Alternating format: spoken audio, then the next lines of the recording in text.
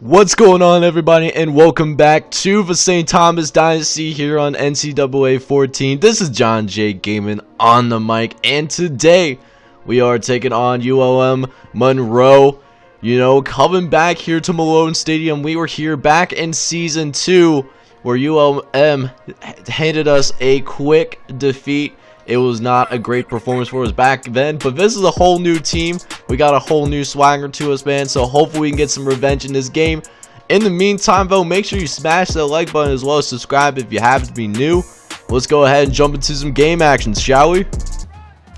So we will start things off here with our defense taking the field first, who played reasonably well against UAB. Let's see if we can keep that energy as Eric Bradshaw gets the interception. Although he goes out of bounds, he had clear space. If he didn't go out of bounds, that would have been a pick six. But, you know, we'll definitely take this interception to start the game off. As now our offense will now be taking the field as Kyle Luck gets Santiago Fountain on the same page, trying to run a slant route. As Kyle Luck, he's going to try to throw to him, and it's incomplete. And it's going to be a 2nd and 10 instead. As you know, we have some phenomenal field position to work with to begin this game. We do find Santiago Fountain this time around. He does pick up 7 more yards for us. It's a 3rd and short coming up here. Let's see if we can turn this into 7 points. As Coley going up the middle, he gets into the end zone. It is going to be a touchdown for your Tommies early on. As St. Thomas turns that interception by Eric Bradshaw into a Lucas Coley score. We got a nice lead, and not to mention our defense is playing well once again. They went 3 and out on their next possession, so now St. Thomas is back on the field, and there's Andrew Green making the catch for 16. So now a couple plays later now, Lucas Coley, he's going to take it up the gut. He has a great hole. He's even powering through to safety. He picks up 16 more yards on that one. The Tommy offense is looking pretty good as we do have a 3rd and 5. We get stopped before we get to the first down marker, but you already know what it is, man. We are going for it here, 4th and 2. We can pick up this first down, and we do. Kyle Luck even able to slide down without any issues. So now it's a fresh set of downs as Lucas Coley takes it up the gut, picks up 6 more yards up the middle. Lucas Coley, man, he is turning into a nice weapon, in my opinion, early on this season. As now Luck, he's going to throw to Jamie Smith. It's a little behind him, but he is able to come back and make the catch. It's still a first. As now, once again, we have a 1st and 10 to work with here. We try to throw to Tristan Singleton. You know, it was thrown to his knees, but was able to go down and grab it and still pick up 6 yards in the process. As we're moving this thing forward slowly but surely. As there's Tristan Singleton again making another catch, this time for a gain of 8, and we already have another first down to work with. You definitely love to see it as Kyle Luck tries to find something, and we get sacked in the backfield. It's a loss of 12. And, you know, our offensive coordinators say that we should go for it, and you know what? Why not? You know, we got, you know, momentum so far. I'm not trying to sell for a field goal, and we won't have to as Tristan Singleton gets open for the touchdown, and St. Thomas is going to be up 14-0 now, as that's already the end of this first quarter. It has been all St. Thomas so far. Love to keep the positive energy going here, man. Let's see if we can keep it up the next few quarters. So now we take back over after another 3 and out for UL-Monroe. It's been a completely opposite to what has happened back in Season 2. UL-Monroe took us to the woodshed that day. And that was when we had Jesse Wallen at quarterback. But this is a whole new team. We are better across the board. As there's Andrew Green finding a nice crease in the zone. Able to pick up 17 more yards on that. But yeah, man, completely different team. It feels good that we're dominating them instead of the other way around, as Alex Garcia gets his first catch of the game. It goes for a gain of 10 yards on that one. Fresh set of downs. As we're going to try to find Alex Garcia again, but he's covered. But Andrew Green finds an opening in the zone. He picks up 9 more.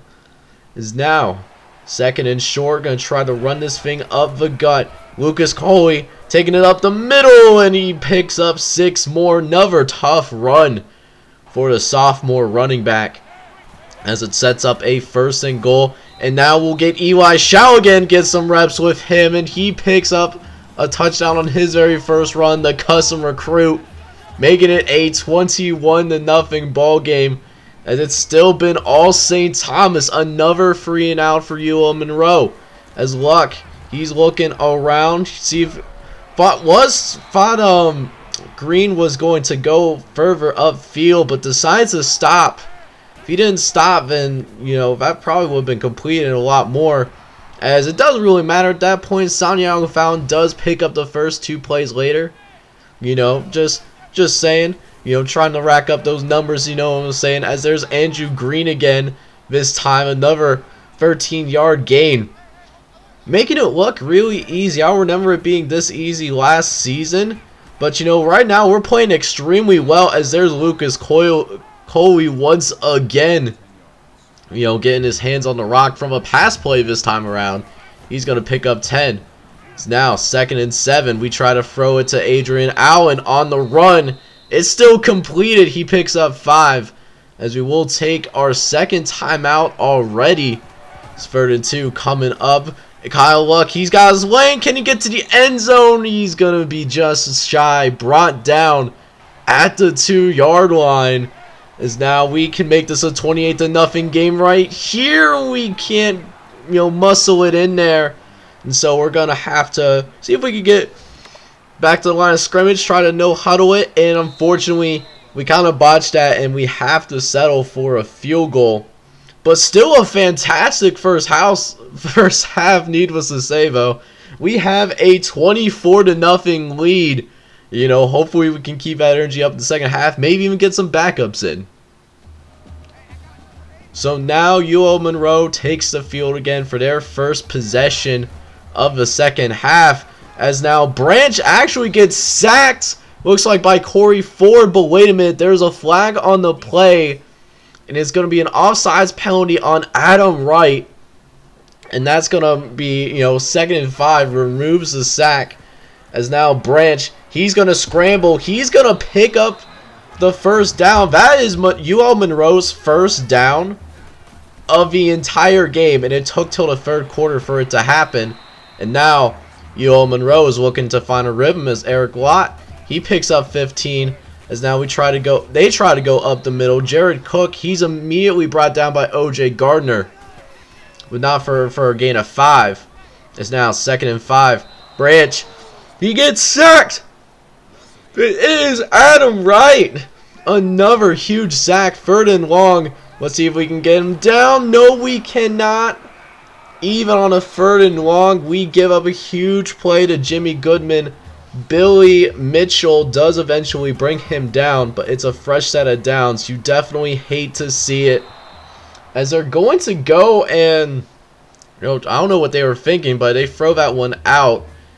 It's now 3rd and 9 coming up here. Branch, he's going to try to throw over the middle. He finds Wilson. Jason Wilson able to pick up the first down, and it's a very, almost got that touchdown as well. As UL-Monroe, they're looking to find points for the first time today, and they're going to find it as Jared Cook is able to get into that end zone and cut this thing down to an 18-point game. But interesting enough, they will go for 2 here. If they get it, they're going to make this a 2-score game, but we stuff them at the line of scrimmage. So UL-Monroe does fail to get the 2-point conversion, as we do get a studio update after that stop. Ohio State, you know, has a 7-point lead on TCU. You don't see that only in real life. You know, not in real life you see Ohio State ranked as low as 25 usually, but I mean, it's a video game for a reason.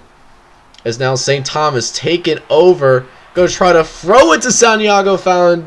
The idea was there, just couldn't get it there fast enough necessarily, as Alex Jones forces the first turnover of the game for the Warhawks.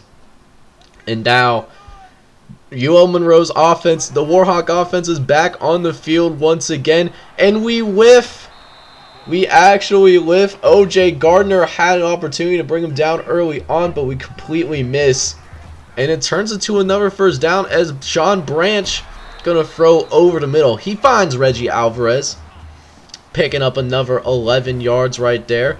As the Warhawk offense moving down the field, and we nearly get another pick. Had an opportunity to scoop that one up.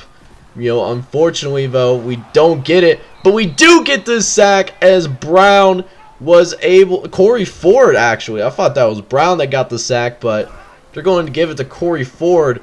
It's now 3rd and 17. They're going to try to throw underneath to Jimmy Goodman, but they'll have to settle for a field goal, as now it's a 24-9 ball game. The Warhawks starting to climb back just a little bit, as Kajaye Boy, he finds a hole. He only has one more man to beat. He couldn't quite get to the outside, but it's a 45-yard return, giving some great field position back to the Tommies.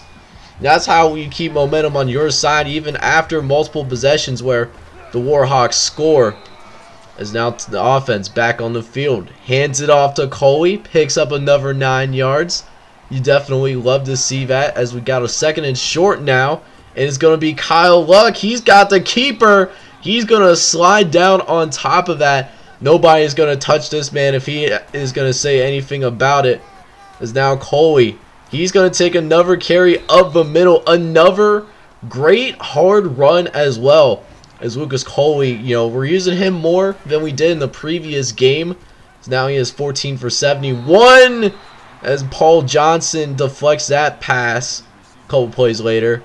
And now we got a 3rd and 10. A difficult situation coming up here. As Luck is looking. He's going to try to throw the fountain. And it's a one-handed grab. Santiago reaching back to make the grab. As now it's a 1st and goal coming up here. Gonna try to get something going, and it's Andrew Green making the catch, coming back for the ball before it touches the ground. As now St. Thomas now enjoys a 31-9 lead. But now let's see if we can get a stop for the first time in the second half, as Jared Cook, making another nice run, gain of 11 there. And now Sean Branch is going to drop back to pass. He's going to look, and it's nearly intercepted. Adam Wright could have gotten it off the deflection, but that's just not how the cookie crumbles. So now it's 2nd and 10. Jared Cook, he's going to take it up the gut, where he's met by Billy Mitchell, who comes down from the safety position, picks up 6.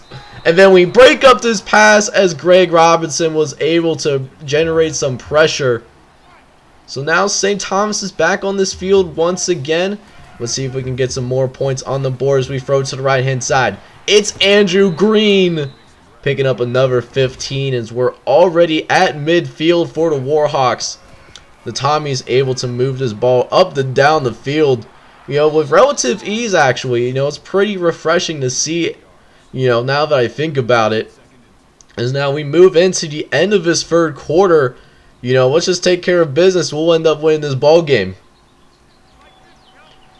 So now, first play of the 4th quarter, going to run this read option, and Kyle Luck's going to keep it. He's going to put his foot in the ground and cut up field, pick up another 9 yards there. An easy first down for Kyle Luck. As now we go ahead. Put Kyle under shotgun, or not shotgun, under center, as Adrian decides to walk out of bounds. He could have gotten a few more yards there, but I guess didn't necessarily have the awareness there to think of that. It doesn't matter. We still got the first. And who else is going to get a first? Lucas Coley. Another phenomenal run for Lucas Coley. Over 5 yards a carry. You definitely love you have that kind of results. As now Eli Shaligan is going to have a chance with the ball. He's going to get a carry up the gut. Pick up 5 more yards. As we face a 3rd and 4 coming up here. See if we can get to the edge. And Eli does just that. Not getting a lot of carries, but he's establishing himself well as a goal line back. That's his 2nd score of the game. As now we enjoy a 38-9 lead. Looking phenomenal so far. As here comes the Warhawks. See if they can get one more gasp of life here. as the Warhawks try to make this a little bit more of a game. So there's Jared Cook taking the carry up the middle for 13. Surprised they're still trying to run the ball. They got a lot of work that needs to be done. As Jared Odom's there to break up the pass. As now it's 3rd and 6, a passing situation here. No, they actually call a draw up the middle. Eating my own words, Billy Mitchell does end up bringing him down eventually. But now it's a fresh set of downs for the Warhawks as they complete another pass just side of the first down marker. So the clock will keep running. Time is definitely not on their side right now. As there's Jared Odom making another tackle. So now 1st and 10. Branch dropping back. So nobody is open except in the corner. As Goodman gets lit up eventually. Looks like Jeff Outlaw laid the big hit. As now 3rd and 13. They run a screen and we weren't ready for it. That's the first time they actually call it all game long. And now another, goal line attempt. They're going to try to get to the outside. It's Sisk. Ronald Sisk able to get into the end zone. It just had too many people on the quarterback, man. As now they do decide the extra point, and we'll try to get this onside kick here. And look at that. Jamie Smith, part of the hands team, able to get his hands on the ball. And now, all it is that's left to do is run out the clock, and we do eventually do just that. And that's how we end up winning this game, man. Going to 2-0 on the season. A dominant win over the Warhawks. A final score of 38-16. What a great performance early on in the season for our guys. So it feels really good to get revenge on a team that killed us way back in Season 2. Let's check out the stats to see just how we did it. We were led out there by Kyle Luck, who had a pretty solid day.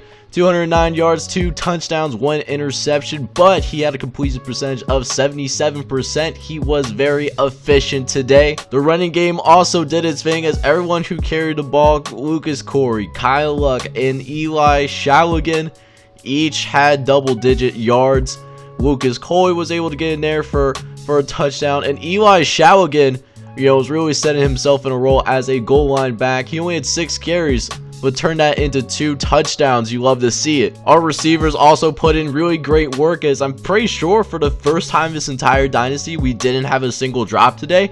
We were led by Andrew Green and Tristan Singleton, the true freshman wide receiver. Andrew Green, he had 7 catches for 85 yards and that singular touchdown in the second half, whereas Tristan Singleton caught the touchdown pass from Kyle Luck in the first half. He had 5 catches for 38 yards. And finally, this defense, man, was just absolutely suffocating.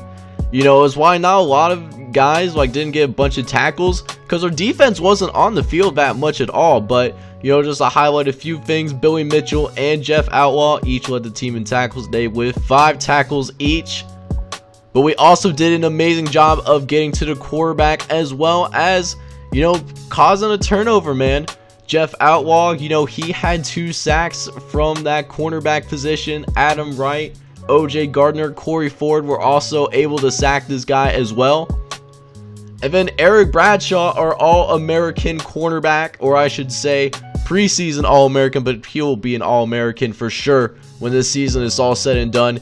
He had an interception, and he was really close to returning it to the house. If he had a little bit more space on that sideline, that would have been returned for a touchdown as well. But an amazing performance for our guys, I must say, man. So next episode, we will play Florida International for the very first time in this dynasty. They lost their first game of the season, whereas we are riding a 2-game winning streak. Things are looking good for us, but we are so far from being content.